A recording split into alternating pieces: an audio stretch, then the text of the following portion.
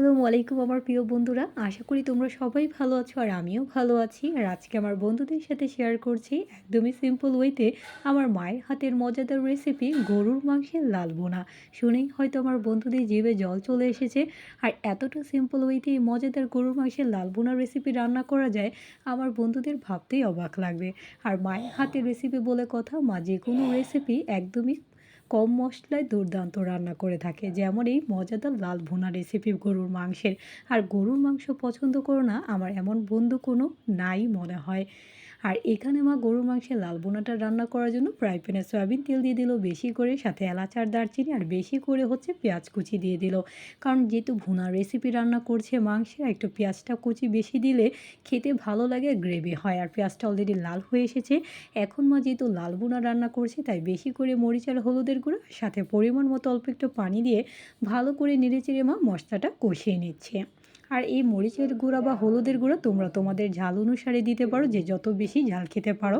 আর সাথে হচ্ছে মা এখন আদা বাটা রসুন বাটা দিয়ে দিচ্ছে বেশি করে, দিয়ে ভালো করে আবারও মশলাটা কষিয়ে এখন হচ্ছে আগে থেকে ধুয়ে রাখা হচ্ছে গরুর মাংসের পিসগুলো দিয়ে দিচ্ছে।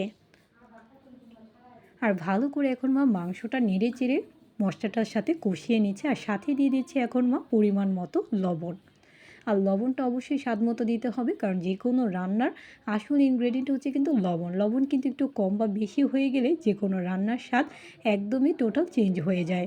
আর কিছুক্ষণের জন্য ঢেকে রাখছে মা, এতে গরুর মাংসটা সুন্দর মতো করে গলে যাবে, কারণ মাংস হতে একটু সময় নেয়। আর কিছুক্ষণ পর ঢাকনাটা তুলে নিচ্ছি। গ্রানেই পেট ভরে যাচ্ছে বন্ধুরা, যা তোমরা পাচ্ছ না। তোমরা পেতে হলে কিন্তু অবশ্যই একবার হলেও আমার মায়ের মতো করে বাসায় ট্রাই করবে। আশা করি আমার বন্ধুদের কাছে অনেক অনেক ভালো লাগবে।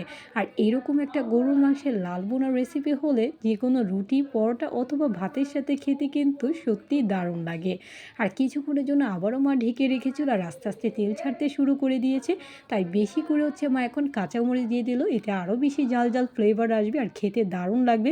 আস্তে আস্তে দেখতেই পাচ্ছ বন্ধুরা, কালারটা কিন্তু দারুণ এসেছে, এটা খেতেও কিন্তু সত্যিই দুর্দান্ত স্বাদ। আশা করি আমার বন্ধুদের কাছে আমার মায়ের হাতের এই সিম্পল ওয়েতে মজাদার গরুর মাংসের লাল বোনা রেসিপিটা ভালো লেগেছে। লাইক কমেন্ট শেয়ার করতে ভুলবে না। যারা যারা আমাকে সাপোর্ট করছে অসংখ্য ধন্যবাদ। Thanks for watching my video. Allah Hafiz.